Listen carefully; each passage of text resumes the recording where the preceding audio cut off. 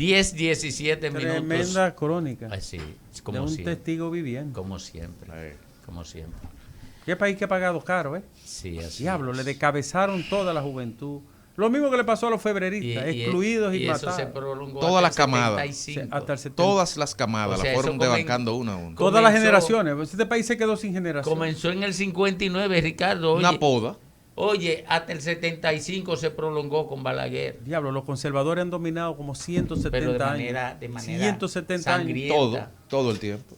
De Menos manera los 7 de Ulises Francisco y los 7 de Juan Bosch. De manera Por sangrienta. 7 meses. Sí, meses. Pero que ninguno de los dos pudo cambiar Nada. ni siquiera los fundamentos. Ni Y los en lo que llavines. se va.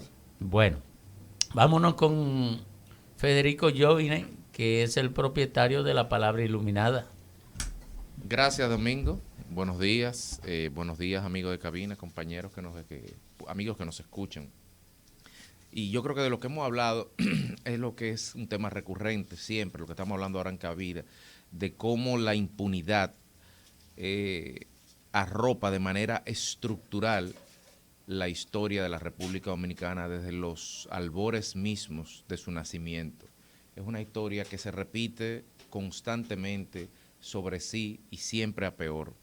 Pero aún así quisiera pensar, y creo que hay motivos para pensar, por lo menos coyunturalmente, que hay señales de que eso quizás puede cambiar, porque estamos sintiendo un hartazgo ciudadano. La palabra sería hartazgo, la palabra sería saturación. Durante muchos tiempos, durante décadas, la República Dominicana ha sido sometido por un sistema político empresarial dedicado al asalto sistemático del Estado dominicano y a la cooptación de su estructura para convertirlo en un instrumento de enriquecimiento personal de individuos o de élites o de grupos de poder. Pero la ciudadanía está cansada de eso. La ciudadanía quiere ver cambios, quizá más rápido de lo que realmente el sistema puede hacerlo. Hay que entenderlo porque los cambios dentro del marco de un sistema democrático se dan en el debido proceso y el debido proceso implica tiempos procesales, indica expediente, indica cosas que se tienen que hacer en su momento como prerequisito de la otra. Por lo tanto, quizás no se hacen a la misma velocidad de que la gente espera un cambio. Luis Abinader entendió eso y de ahí el eslogan simple de su campaña electoral y al tomar el poder demostró hasta ahora, a noviembre del 2021, demostró en los hechos que tiene un compromiso con ese cambio. Podemos ver el cambio de muchas formas, cambio de modelo económico, cambio de régimen de consecuencia, cambio de política macroeconómica, cambio de política cultural, cambio de política ambiental o cambio simplemente en dejar la impunidad atrás.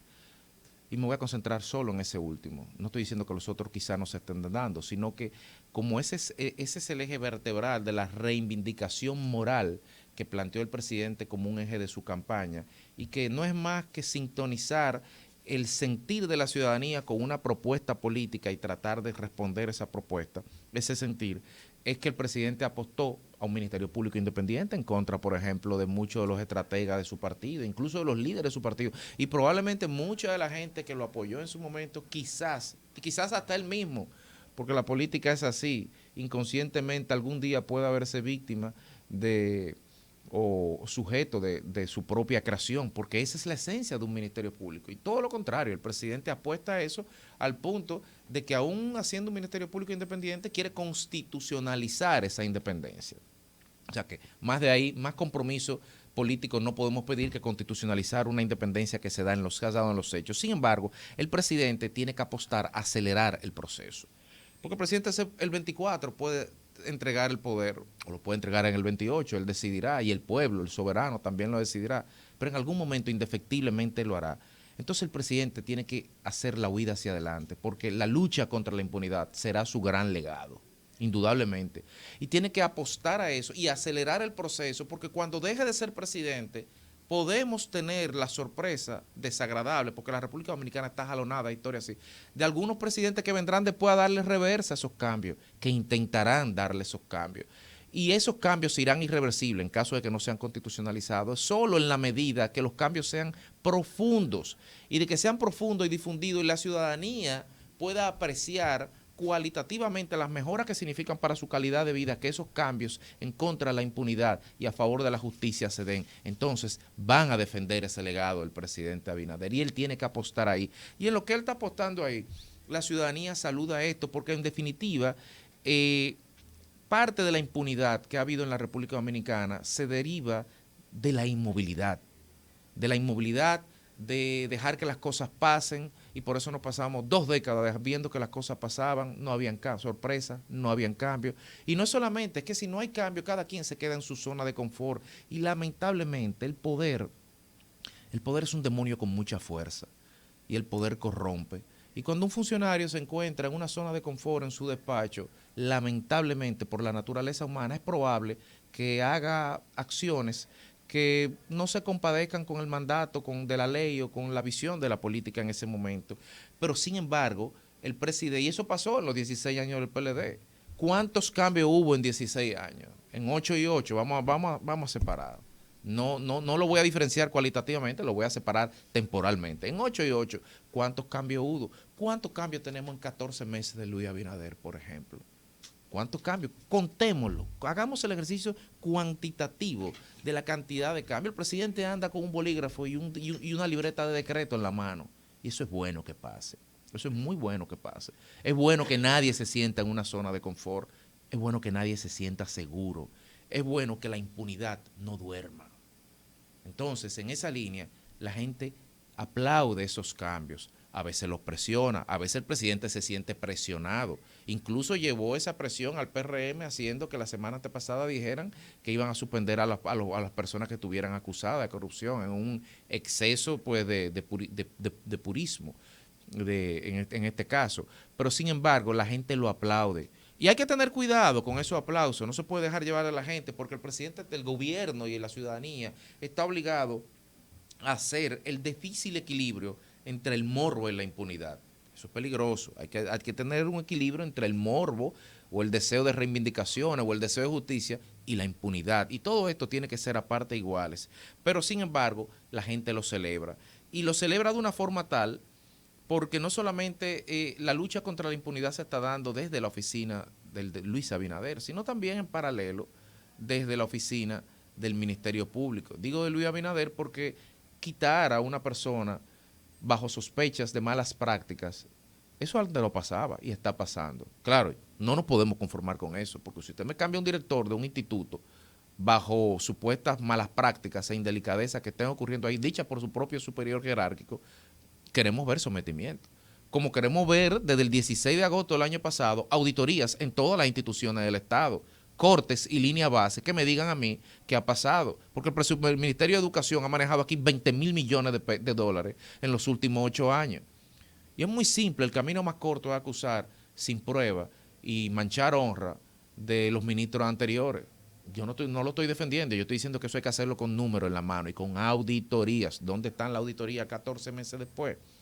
No sé dónde están, pero quisiéramos verla.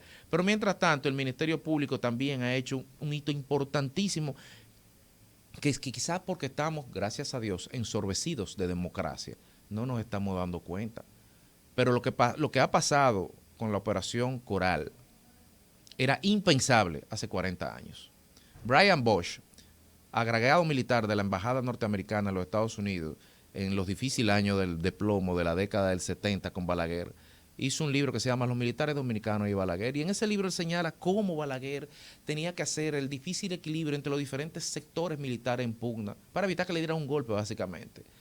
Y si uno veía la región en ese momento, la región completa estaba dominada por militares. De ahí que el poder militar en este país, hasta épocas muy recientes, y cuando digo muy recientes, quizás hasta cuando Leonel rompió esa aura con la cancelación del entonces general Rodríguez Rojas Tabar.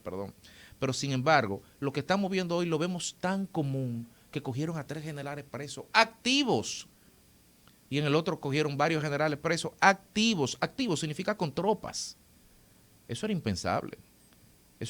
Coger unos oficiales, coroneles, generales activos, escolta de presidentes que son jefes de partido mayoritario de oposición. Eso era sencillamente impensable y es saludable que eso ocurra. Es saludable porque demuestra la fortaleza de la democracia dominicana y dentro del marco del debido proceso y del respeto al derecho de defensa y los derechos fundamentales que le atañen a esos militares y a esos civiles involucrados en todos estos expedientes en su calidad de ciudadanos americanos y con la presunción de inocencia que tienen que tener, pero también en respeto a eso, pero es importante, tenemos que saludar y celebrar sin que las honras de esa persona estén condenadas de antemano por las redes sociales. Sin embargo, sí tenemos que celebrar que la justicia está actuando, que los uniformes no crean complicidades, que los decretos presidenciales, en el caso de los civiles, no blindan impunidades.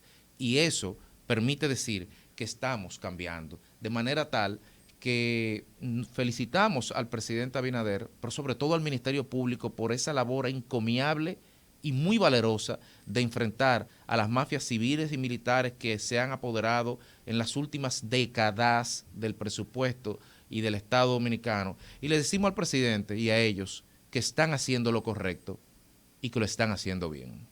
Rumbo de la mañana.